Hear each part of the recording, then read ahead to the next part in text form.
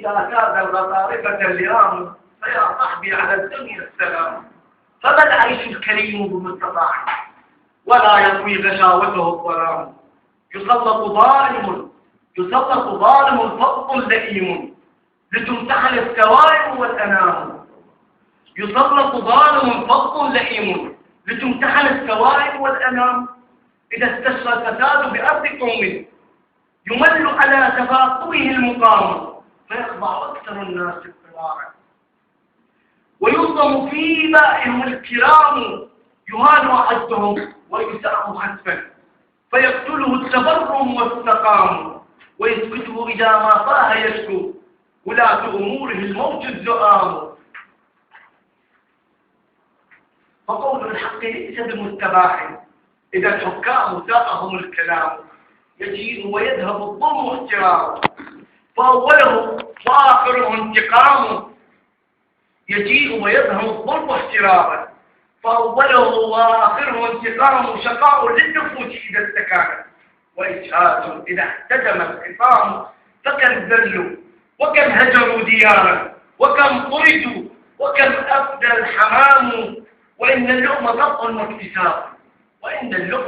طبع واكتساب وإن الظلم من لقم يقام. يغذي الجهل والطبع الأماني وظلم العالمين لها طعام. وما الطغيان إلا حد غر يؤرثه قساوته طغام. ولو علم الذي يأتي شنيعا لما أكل الحشاشيه الضرام. وقد يجزي التعلم والتروي وفطنة من يعلمه إمام. فيكتسب الفتى اسم السجايا كأنه منذ مولده همام. وإن آذى أبوه الناس بغيا وكان لهم من الأبوين دام. فأخلاق الفتى فطن وعلم ولكن المواهب لا ترام. فإما فطرة ولدت وإما هبات ولادة غر عظام.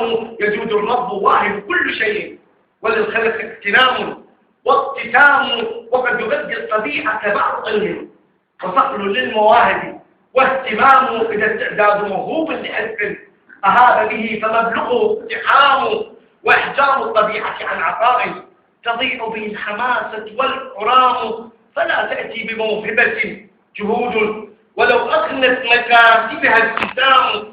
إذا ولد امرؤ يقوى ضعيفا تؤرقه المفاصل والعظام ولم يوهب ذكاء مستفيضا ولم يكن في أنامله نظام. فلا هو محرز علما وفهما ولا لمهارة فيه قيام. فهذا عاجز عن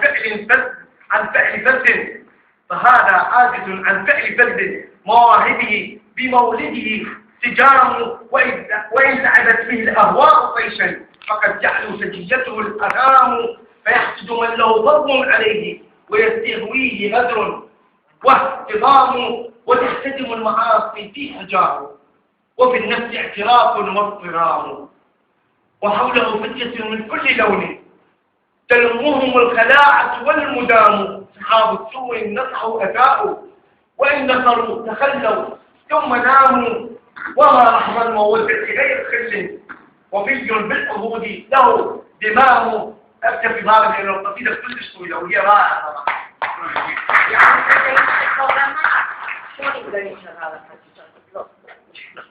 أقول يا سيدي الآن موافقة